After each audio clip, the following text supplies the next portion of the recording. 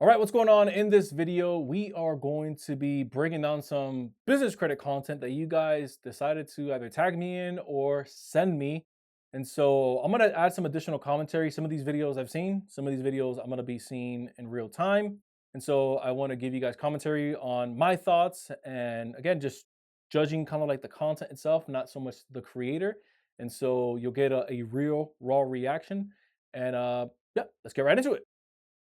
Well, the answer to your question is if you have an LLC that's already there, don't change it because you will lose your age. But you take that LLC and do one of two things. All right, so off the bat, you don't lose the age of the LLC whenever you make a name change or an address change. Keep in mind, guys, you're not doing an entire business restructuring. Like you're not going from an LLC to an S corp. You're not adding members, removing members. You're just changing the name or the address of the LLC, which in this case, I believe you said the name. So you wouldn't lose the age. I'll give you an example. If you just got married and you changed your maiden name to your spouse's name, you were still born in the same year that you were born in. You still have the social security number, which in this case is the EIN, but you still have the same digits on your social security number, right? And so the only thing that would change would be maybe a hyphenated name attached to the social, right? A name change. The only thing that would change is you having to go to the DMV, contact your state, get the records, contact the IRS, make the changes, and then they could just make the change on your driver's license. So when somebody reads your driver's license, it's literally, you know, Susan, last name, new name. Mark, last name, new name. Like whatever it is, it would still be the same thing, right? So that's like one of the things that I see with our clients is, hey, you can make the change, you can reposition it. You're not going to lose the age. You're good to go.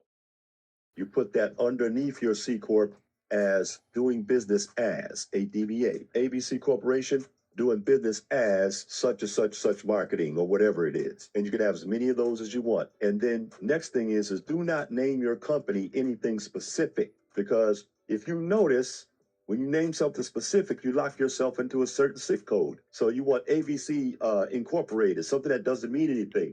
So I do agree with him on that, right? So I want to give additional context of how we typically do it. So we like to refer to this as naming convention. So the naming convention of your business, where you don't want to lock it into whether it's a SIC code or SIC code. That's just like an abbreviation for industry classification, right?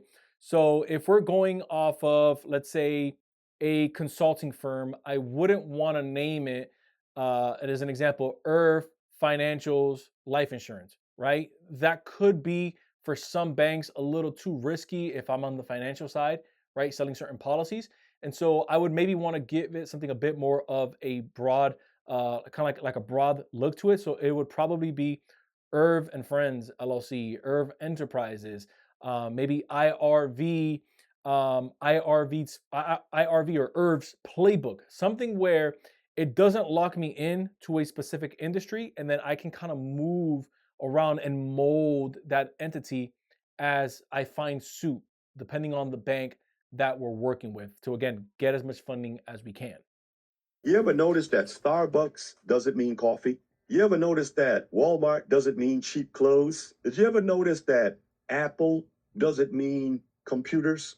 Because they know better. So what I'm trying to teach you is to know better. All right, so overall, though, just the one thing that I would say whenever you're looking at the name before we jump into this next video is remember, changing the name doesn't necessarily change the age of your entire structure, right? So if you're right now on the fence, should I change my name? Should I change my address? Is it gonna remove the age? You're good to go. One thing that I wanted to add, because I kind of brought it home with the name, but I also want to add additional context to the address change is how many of us are moving each and every single year? If you move today, then you still have the same date of birth. Nothing changes. You're just celebrating your birthday in a different house. If you bought and sold, you moved to Washington, you moved back, you went to Georgia, you moved back, you lived in Puerto Rico, you're still celebrating your birthday on the same day. That's the day that is showing on your birth certificate. And so that's the same thing that's going to happen over with your entity, whether it's an LLC, a C Corp, an S Corp, whatever it is. Banks are going to go off of the age that the business was established. And by established, it doesn't necessarily mean the name that the that the name was changed or the date or that the address changed. Those are just small little configurations happening inside of the structure, but it's not necessarily changing the entire shell or the entire structure of how the business operates. All right, let's see what we have next. 23-year-old gentleman can get approved for $200,000 in business credit, 0% with a brand new business. Members of mine, they got approved for multi six figures and 0% credit on a brand new business, 23 years old. All those things will have a factor. So they're looking at your personal credit, they're looking at the previous bank relationship, they're looking at the liquidity in the bank account, they're looking at the age of the business, and then the type of entity. What the business does is going to be classified as an NAICS code, and that classifies risk based on the business. Having a bank account, that's All right, I want to pause there. So at the top, one of the main things that you want to look at whenever you are going into a bank is you want to have a strong understanding, or at least a well-rounded understanding, I should say, of what your business actually is and what it does. Point blank, right? I would hope that you're not just, going through a bunch of videos like this and just saying, okay, how can I get as much funding as I can and not actually know what to do with it? And so have a general understanding of at least what your business does and what you're looking to do with the capital that you're getting. So that's the first thing. Second thing is personal credit is going to be at the top with how the banks are going to underwrite, because that's going to give them the what we call the biggest snapshot in real time, or the longest snapshot in real time, of how diligent the business owner has been with their own personal finances, and that's usually a strong indicator of what's going to happen on the business side. Can't argue against facts. They have enough data to prove if somebody's been a little sloppy on the personal side, then the odds of them defaulting, not every situation, right? There's always the outliers. You're probably thinking, wait a minute, I have crappy credit, but I've been able to manage my business on point.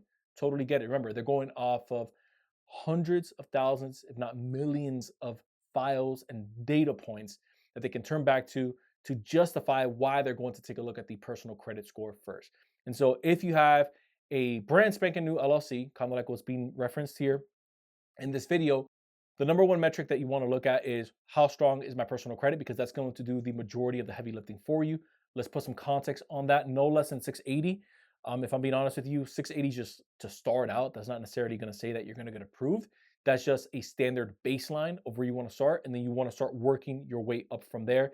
And then the way the business is classified, I want to take it a step further. Just because you have a properly classified business doesn't necessarily mean that said bank is going to approve you for a credit line. There's a two-way street, right? You want to have a properly classified business, and you also want to have a bank that is that has, again, the lending appetite, or that has a portfolio to match what you're looking to get credit in. So if you have scuba diving gear equipment that you sell, your business may be set up properly, but then if you go to, let's say, a bank where all they tend to lend to is real estate entities, then it's probably not the best bank to go to if you have, even if you have a properly structured business. And so you want to play at the hand of, okay, my business is properly structured, I have the right NAICS code, and this bank or this credit union is notorious for doing business with my line of work. the relationship-based banks. If you can show liquidity, that helps. If you can put 5K, let it sit for 30 days, that helps. It doesn't need to be specifically cash flowing, but personal credit is the most important thing by far. All right, so personal credit is important. I did want to add one more thing to this piece right here. Liquidity is important. However, if you just deposit funds into an account and you kind of like post and ghost, then they actually kind of downgrade or downregulate that account based off of what we've seen. So what we typically recommend clients is, hey, deposit 5, 10, 15, 30, $100,000, like whatever it is, right? Start out with a baseline, but you want to use the account, right? You don't just want to post and go. So no one wants to go on the first date and then all of a sudden you don't get the call back, right? You want to be able to go in, start setting up the relationship apart from just having the funds in the account, which is going to help your ultimate, your overall bank rating. And then you want to start using the account for basic business transactions, whether you are paying for software. So maybe you have a CRM that you can connect to the account that starts to draft from it. If you maybe are paying for gas for your vehicle, if you're maybe going from one stop to another, if you have client luncheons or business meetings that you can use either with a credit card that they've given you, even if it's a small amount, or if you have a business credit card, right? Or I'm sorry, a business debit card that they've given you. So that way they see, okay, this money isn't just sitting here. They're actually intentional about using the account and building that partnership in that relationship with us. And that's ultimately what we've seen really gets the banks going and ultimately helps kind of like speed track that process of when the person or when the business owner deposits the funds, uses the account, and then they're getting offers from the bank because they look like a legitimate business who's actually running expenses through the account. So how important is it to balance business credit as a business owner and your personal credit when you're trying to get a mortgage or trying to buy a home? When you have a business and you start establishing business credit, all that debt could be hidden. You're not doing anything illegal. You're just using your business credit cards. If you start getting used to doing everything in the business, you're always going to be debt free. Your business might have $100,000 in credit card debt or whatever the case is. But the thing is, especially when you're trying to buy a house, if you are a business owner, you can refinance your car off of your personal credit into your business. Now that lowers your debt to income ratio. Now you can buy more of a house. If you're a business owner, I don't really believe you should be using your personal. All right, let me unpack that first before we continue. And again, I'm only getting the context based off of this video. Don't know what the scope of the conversation was outside of what we see here, but I want to say this. One of the main things, main reasons of why we like to use business credit is because we want to separate our personal expense from our business expense. It becomes a big liability, especially when you go to file your taxes. Your CPA is going to thank you for doing this, right? Not only that, it's going to lower your risk of getting audited by the IRS. And then it's also going to protect your corporate veil because the bank, or in this case, the IRS says, okay, wait a minute. We see that you're running these transactions through your personal, let's say, credit cards. Why? Like, it's in the name, personal credit cards. And I get it. Everyone starts off somewhere, but you want to graduate from that as fast as you can, because if you pierce the corporate veil, then that pretty much defeats the entire purpose of you having the LLC and having the protection to begin with. So that protection evaporates overnight, which again defeats the purpose of you having opened up the LLC, set everything up. You get sued. Guess what? That veil has been pierced. They're coming for you directly. But I want to say this: don't just look at the transactions that you're doing to get off of your personal side just to hide the utilization. Although I kind of get where they were going with this, is you want to be able to use the personal or you want to be able to use the business credit cards, get the business expenses off of your personal side. So that way there's a fine line between what's personal and what's business, which ultimately does lower your utilization. But you don't want to get into a habit of using the business credit cards for personal transactions. Because again, we're going back to square one of the whole purpose of even getting business accounts to begin with. And so as you're, looking at, okay, which expenses are personal, which expenses are business, you want to start, even if it means you pulling out maybe an Excel spreadsheet, even if it means you pulling out maybe your statements if you're using QuickBooks, and kind of just, okay, this is an expense, this is an expense, this is an expense. And now you go into those websites and then you start, okay, automate for this credit card, automate for this credit card, automate for this credit card. And that's how you start separating personal from business. Again, I want us to get into a good habit. If you're watching this and if you've been watching the channel for some time, get into a good habit of knowing why you're doing something. The whole point of this is so that you can think critically for yourself, use the information on here, and not just use it because I'm gonna lower my utilization, I can get approved for a bigger mortgage. No, use it of its real intent of being used, which the back end payoff of that is a lower utilization because now you're removing the business expense. But be careful putting any personal expenses on there. Cards. I'm sorry, you really shouldn't. Because guess what? When you own a business, all that personal stuff goes away. All those personal expenses, they got to stop. Because now you got to focus on the business. When you do check your credit, you're like, yep, hey man, you can run my credit because I have no credit card debt. I'm debt free. I have a 740. Now think of the different conversations. That banker is going to be like, oh yeah, this guy's serious. He knows what he's talking about. All right. So one last takeaway here is, again, you still want to use your personal credit cards. There's instances where if you don't use your personal credit cards for, again, personal expenses, you can have those accounts either closed out or you can have those limits lowered because the bank sees, okay, wait a minute, they're not using these personal accounts anymore. So why do they have such high limits? So you still want to have some things on rinse and repeat there, whether it's your home utility bills or if it's your home groceries or if it's your private dinners. Again, basic expenses just to keep that account churning. Because that is still a very much so direct correlation of how the bank is going to underwrite. So, God forbid, you had 4 accounts that you just stopped using for over a year. They either lowered the limits or they close the account down altogether for inactivity. Guess what? You still have to personally guarantee a lot of your business credit, or really all of your business credit approvals. And so that actually ends up hurting you in the long run. So, you still want to have what I call a balance between business on the business, personal on the personal, streamline both, and keep those accounts going. Name your company a Latin name. I want you to find out what SIC codes banks like, what SIC codes banks don't like, so you don't start out with the wrong name. SIC code is a special code that banks use to identify what you do. Now, since we know they speak Latin, now we want to go in and let's say you want to be big. You have to put in your company what you want it to be. One of my companies is Robust Inc. I went into Google and I said, I want to be big because I know dealing with these billionaires that run businesses and banks, I know what they're looking for on the upper echelon. I went in, I said, what's big? All right. I have not seen a difference. And I've probably at this point in my career have seen more credit profiles than I would like to admit. Like at this point, you could wake me up in my sleep and say, hey, what's on line 5? I can tell you what's on line 5. I can tell you from speaking to countless bankers, financial institutions, there is no difference in whether your name is Latin, whether your name is your name, right? It's maybe an Irish name. It's maybe a African descent name. It's maybe a Russian descent name.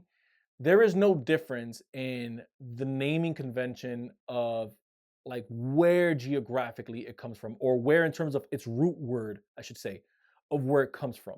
So we've seen businesses get approved where the name is Smith ABC LLC. Bang, they're in, right? It doesn't get more generic than that. We've also seen kind of like this where it's a Latin name, Robust. I'm sure that works, right? I wouldn't get too caught up. And again, based off of how we've done things, I always like to keep it simple. I wouldn't get too lost into like these little nuances other than just other than just thinking of it as, okay, is this generic and am I pinning myself into a specific industry? That for the most part is as far as it should be. Once you kind of start getting lost into the weeds of overthinking things, I've just noticed that if we have too many options, just human nature, we either tend to screw it up anyways, or we don't tend to do anything at all because we're scared of screwing it up because we had too many options. And so 2 things to take away. Is this generic? Let's define generic. And is this a business that I'm not getting kind of like pinholed in, right? If the answer is yes and yes, then you're good to go. That's like the key takeaway that I've seen with naming conventions with businesses is just not to overthink this thing. All right, and we have the last one here. First 4 banks in the business credit card stack. All right, let's see what we got. These are the first 4 banks you should go after when you're stacking business credit cards. Number 1, you're going to go with Chase Bank as your first round of applications for your business cards. This is the most restrictive bank when it comes to hard inquiries, and also they give out the highest limits, so you want to prioritize Chase. They also have something called a 5 and 24 rule. Going into the application, you need to make sure you haven't opened 5 or more new credit card accounts in the last 24 months. The second bank we're going to go... That's a little subjective. When it comes to credit cards, I always recommend, hey, you're going to want to go to the bank that you've had the longest relationship with or the longest partnership with, as I also refer to it, just because that's going to be one of the biggest levers that you can pull on. How many times have you ever heard, at least in my experience from what I've seen, is you'll have someone and they'll say, hey, I got a $50,000 Business Inc. card. And then you speak to another business owner and they say, dude, I only got like 5K, I only got like 10K. What gives, right? And so there's more to it behind the scenes. A lot of times it could come down to liquidity. A lot of times it could come down to a type of industry that the businesses were applying. And of course, like anything else, it comes down to if there was already an established partnership and then the credit score going in, or really the credit profile going into that application. Now, I did want to say one more thing here is the 524 rule very much so is a real thing. But that only applies for personal credit cards. That doesn't apply for business credit cards. And so if you are maybe leaving Chase at the bottom of your funding sequence and you're thinking to yourself, okay, all of my credit cards are all on the business side, then you're good to go, essentially. Now, if you ran through maybe a personal funding sequence and maybe you wanted to kind of beef up your personal credit profile, keep that in mind that those will very much so affect the 524 rule on the personal side, but not on the business side.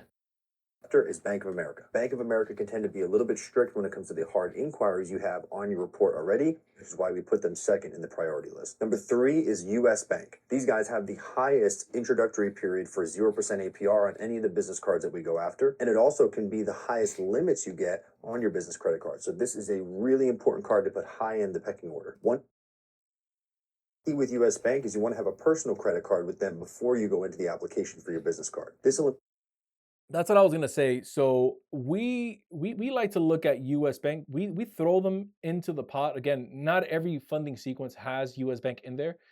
We're starting to notice that US Bank is heavily, when I say heavily, heavily relationship based. The personal credit card could do it, but they also like to look at age. So, can you get a US Bank business credit card? Again, 18 months, 0% interest, for let's say a brand spanking new LLC, 100%, right? And this is more of like a super basic funding framework right here that you're getting, or credit stack, I should say, with some of the bigger banks. But with US Bank, really two things, at least at the time of this recording, is going to move the needle for them the most that we're seeing in this current climate. Is number one is liquidity in the account. So no less than 3K in the account. And then number two, age of the entity. Anything less than 6 months, we're seeing some really weak limits. Like by week, I mean less than 10K. And so if you have already a relationship established, what I would recommend is before you even go and apply for anything with US Bank, if your goal is either a term loan with them, equipment loan, or even let's say a business credit card, if you're just looking for a bare bones basic business credit stack, then you would want to put at least three to, I say, $25,000 or more in that account. Let it sit there for at least 90 days. And when I say sit there, kind of like what I mentioned earlier, you still want to use the account, right, for natural business transactions, and then move your way into applying for their products. improve your chances of getting the business card in the first place and also getting higher limits on that business card. And number 4, we're going to go after American Express. American Express is the least strict out of all of these 4 major banks that have really good business products, but we still want to put them high up in the pecking order because they're a really great bank to start a relationship with. One pro tip here for your Amex business credit card: get a charge card like the Platinum or Gold before you go into their business credit cards. So that's it, guys. Those are the 4. Cool. So that's a different spin. Could it work? Possibly, right? If it's working for them, it's working for them. We've pretty much seen either of those. Speaking to some of the reps over at American Express, haven't really seen much of a difference in terms of if you get a charge card first, then you're going to get a bigger amount or approved overall for a traditional business credit card, like a business blue cash, right? One thing that I will say though is it really does help, and this actually does kind of like draw a line in the sand. It does help if you have an established personal credit card with American Express before moving into either their business line of credit product, which used to be Cabbage before they acquired them, or if you move into, let's say, a business credit card or a business charge card. Now, one last thing that I wanted to add on with American Express is that they are kind of like what he mentions, they are pretty lenient in terms of where you can kind of put them in the totem pole of your funding, of your funding sequence. And so whether they're at the top, I personally wouldn't recommend putting them at the top. I actually like to put them either toward the bottom of your first funding round or going into a second funding round. Reason for that is they're fairly simple to get, especially if you already have a personal credit card with them. And then you can get additional products with them at no additional cost of a hard inquiry, which is super cool. So if you, let's say, have a business credit card that you just got this month, you can essentially go back in the next 90 days, get yourself 2 more charge cards, and it's not going to cost you an additional hard inquiry because you're already inside of their ecosystem. So there you have it. Those are essentially some videos that you guys sent me that I wanted to give some additional context on. Some of the, I'd say some of the thoughts or, mental models that they kind of ran through of how they do things isn't necessarily how I would probably guide our clients through, but that's just my opinion of what's working for us. I'm sure if it's working for them, it's working for them. But overall, that's like how I want you guys to think through some of these things. Really find best use of what's going to be best practice for you. The most important thing is that you put the information to use and you actually use this funding to continue to scale your business. Again, name is Irv. I will see you guys in the next video. Bye.